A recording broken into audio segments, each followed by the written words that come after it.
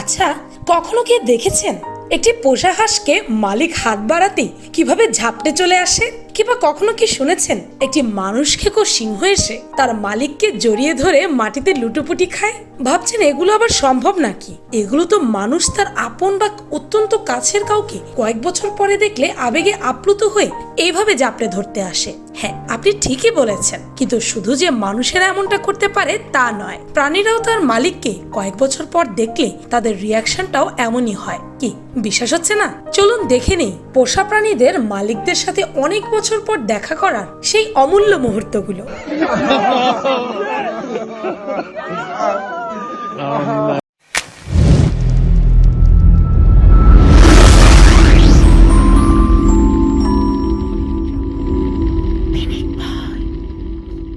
Number 1, সিংহ মানুষের ভালোবাসা। সিংহ হচ্ছে বনের রাজা, তাকে দেখে কে না ভয় পায় বলুন? কিন্তু এখন বনের এই রাজার কীর্তি দেখে অবাক হবেন আপনিও। তাকে বহু বছর আগে প্রাণে বাঁচানো এই মানুষটির দেখা পেয়ে তাকে কিভাবে জড়িয়ে ধরছে সিংহটি, এমন ভাবে তাকে জড়িয়ে ধরছে যেন পারলে বুকের ভেতরে ভরে ফেলে। এদের ভালোবাসা দেখেও ভালো লাগে। নাম্বার 2, বানর ও মানুষের ভালোবাসা। এই বাচ্চা বানরটির নাম লিম্বনি। সে 3 বছর পর তার মালিকদেরকে দেখে দেখুন কিভাবে খুশিতে আনন্দে আপ্লুত হয়ে গেছে। তার উল্লাস যেন শেষই হচ্ছে না। মালিকের প্রতি তার ভালোবাসা যেন তার চোখে মুখে ফুটে উঠছে। কত খুশি সে, দেখুন একবার। নাম্বার 3, খরগোশ ও মানুষের ভালোবাসা। আপনারা হয়তো ভাববেন অন্যান্য প্রাণীদের মধ্যে মালিকের প্রতি ভালোবাসা থাকতেই পারে, এমনকি মালিকের প্রতি সেই ভালোবাসার বহিঃপ্রকাশও থাকতেই পারে, কিন্তু তাই বলে কি একটি খরগোশের ভালোবাসার বহিঃপ্রকাশ তাদের মতোই হবে, নাকি তার চেয়ে কম হবে? না না, কম নয়, বরং একটু বেশি হবে। এখানে দেখুন, এই ভিডিওটিতে দেখা যাচ্ছে এই খরগোশটির মালিক বহু বছর পর বাড়িতে ফিরে আসলে তার পোষা খরগোশ তাকে দেখে প্রথমে একটু লজ্জা পায়, এরপর তার দুটো হাত বাড়াতে মালিকের বুকের ওপর দৌড়ে এসে ঝাপটে পড়ছে, এমনকি মালিকের নাকও চেটে দিচ্ছে সে। কি অসাধারণ ভালোবাসার বহিঃপ্রকাশ এটা। নাম্বার 4, হাঁস ও তার মালিকের ভালোবাসা। আপনি কি জানেন হাঁসও তার মালিককে ভালোবাসতে পারে, ভালোবেসে আবার দৌড়ে এসে জাপটেও ধরতে পারে? আমি জানি এই ভিডিওটি দেখে আমার মতো আপনারাও অবাক হবেন। ভিডিওটির শুরুতে প্রথমে দেখে মনে হবে যেন হাঁসটি মেয়েটিকে তাড়া করতে আসছে, কিন্তু কাছে আসতেই হাঁসটির উল্লাস এবং উচ্ছ্বাস দেখে বোঝা যাচ্ছে সে তার মালিককে জড়িয়ে ধরে ভালোবাসা বিনিময় করতে আসছে। হাঁসটির চোখে মুখে এমন উচ্ছ্বাস দেখে আমারও একটি হাঁস পালতে মন চাইছে। কি কিউট, তাই না? নাম্বার 5, জেলে ও পেঙ্গুইনের ভালোবাসা। প্রেম ভালোবাসা জাতিকুলের ধার ধারে না, তবে ভালোবাসা হয় দুটি স্বজাতীয় বিপরীত লিঙ্গের প্রতি। মা বাবার ভালোবাসা সন্তানের প্রতি, সন্তানের ভালোবাসা প্রকাশ পাবে মা বাবার প্রতি, এটাই তো স্বাভাবিক। তবে ব্রাজিলের রিও ডি জেনিরোতে ভালোবাসার এক বিস্ময়কর ঘটনা ঘটে। এখানে ভালোবেসে 5000 মাইল সাগরপথ পাড়ি দিয়ে একটি অক্ষম পেঙ্গুইন তার জীবন রক্ষাকারী মানব বন্ধুর কাছে ছুটে আসে প্রতি বছর। মানব বন্ধু বললে ভুল হবে, কারণ বন্ধু পেঙ্গুইনটিকে নিজের সন্তানের মতোই মনে করেন এবং ভালোবাসেন, তাই পেঙ্গুইনের মানব পিতা বললে বোধহয় ভুল হবে না। তাদের এই ভালোবাসার সূচনা হয় 2011 সালে। একদিন 71 বছর বয়সী জোয়াও পেরাইরা ডিসুজা রিও ডি জেনিরোর একটি দ্বীপে দেখেন একটি পেঙ্গুইন পালকে তেল দিয়ে লিপটে গেছে, ডুবো ডুবো অবস্থায় মৃত্যুর জন্য অপেক্ষা করছে। পেশায় অবসরপ্রাপ্ত রাজমিস্ত্রি ও খণ্ডকালীন জেলে সোজা পেঙ্গুইনটিকে উদ্ধার করে তার পালকে লেগে থাকা আঠালো তেল পরিষ্কার করে সুস্থ করে তোলেন। সুস্থ হলে পেঙ্গুইনটিকে মুক্ত করে দেওয়ার সময় তার নাম রাখেন ডিনডিম। ডিনডিম চলে যায় গভীর সাগরে, কিন্তু কয়েক মাস পর লোকটি বিস্মিত হয়ে যান। তিনি দেখেন ডিনডিম তার কাছেই ফিরে এসেছে। শুধু তাই নয়, পেঙ্গুইনটি সৌজার সাথে হাঁটাচলা করলেও অন্য কারো কাছে যেতে পারে না। অন্য কেউ ডিনডিমকে স্পর্শ করতে গেলেই ঠোকর দিতে আসে। সৌজা পেঙ্গুইনটিকে নিজের সন্তানের মতো ভালোবাসতো এবং পেঙ্গুইনটিও তাকে অত্যন্ত ভালোবাসতো। পেঙ্গুইনটি টানা 8 মাস থেকে সৌজার কাছে থাকতো। শুধুমাত্র প্রজননের সময় আসলে কয়েক মাসের জন্য আর্জেন্টিনা ও চিলির গভীর সমুদ্রের দিকে চলে যায়। প্রথমবার ফিরে আসার পর আবার চলে গেলে লোকজন ভাবতো বোধহয় সে আর ফিরে আসবে না, কিন্তু পেঙ্গুইনটি 4 বছর ধরে বারবার ফিরে আসছে। নাম্বার 6, শার্ক ও মানুষের বন্ধুত্ব।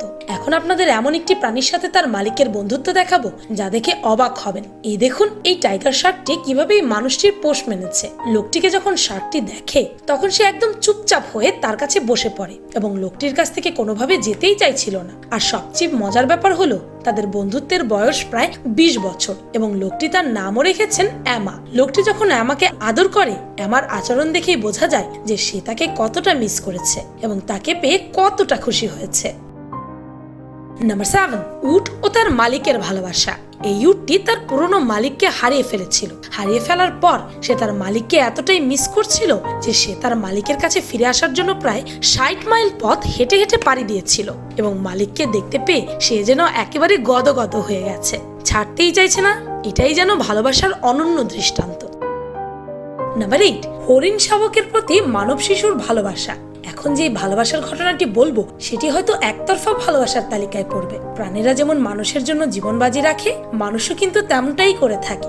মানব মস্তিষ্ক ও প্রাণীর মস্তিষ্কের বিবেচনায় মানুষ প্রাণীকে বাঁচাবে, এটাই তো স্বাভাবিক। তাই মানুষের ভূমিকা আমাদের অবাক নাও করতে পারে, কিন্তু সবেমাত্র কৈশোরে পা রাখা এক মানব শিশু একটি প্রাণীর প্রতি এমন ভালোবাসা রাতারাতি দেশ বিদেশি মিডিয়ায় আলোচনার শীর্ষে উঠে যায়। ঘটনাটি 2014 সালের নোয়াখালী জেলার এক দুরন্ত ও সাহসী বালক বেলালের কথা বলছি, যে বালক নিজের জীবনের তোয়াক্কা না করে তীব্র স্রোতে ডুবতে বসা একটি হরিণ শাবককে উদ্ধার করে পুনরায় বনে ছেড়ে দেয়। লক্ষ্য করুন, বালকটি যখন হরিণকে হাত ধরে উপরে তুলে বনের দিকে সাঁতার কাটতে থাকে, তখন দৃশ্যটা জনপ্রিয় ভারতীয় সিনেমা বাহুবলীর একটি দৃশ্যের সাথে মিলে যায়। Wild life photographer Hasibul Wahab বিস্ময় করে এই ঘটনাটিকে ক্যামেরাবন্দি করেছিলেন। একটি মৃত্যু পথযাত্রী হরিণ শাবক যেটাকে উদ্ধার করে ছেড়ে না দিয়ে হয়তো অনেকেই ভুরিভোজ করতে পারত, কিন্তু বিস্ময়কর বালক তা করেনি। এমন কাজের জন্য ফটোগ্রাফ ও তার বন্ধু তখন বেলালকে ধন্যবাদ জানাতে ভোলেনি।